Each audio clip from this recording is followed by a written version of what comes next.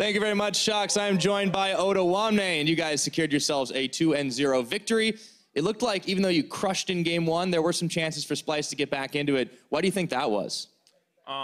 It's because we tried so much to press our advantage. We were so ahead because we had 5 towers at one point.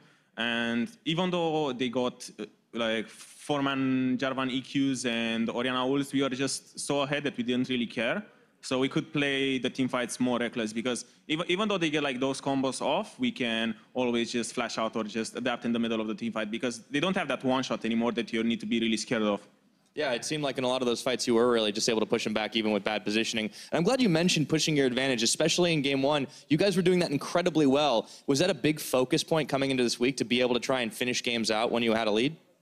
I mean, you just need to kind of play clean. We didn't really have a focus, hey, we need to push our advantages this much. We just kind of played safe in a way so we don't give opportunities for the opponents to just kind of get back in the game. But when we play that well, when you play that safe, and you can just push your lead super easy because they don't have any opportunities if your carries just play aggressive.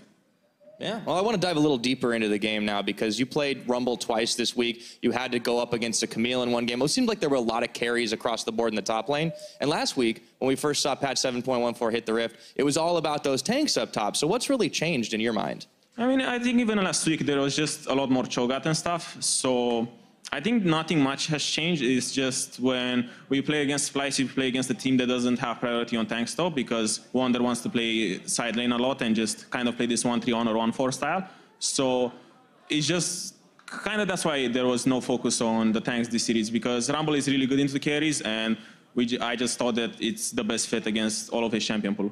Well, certainly worked out well against Splice. And now, as a result, you guys own the top spot in Group B. I know Deficio put you in the top at the end of the season standings for that group. How do you feel about your place? Do you think that you guys really are the best team in that group right now?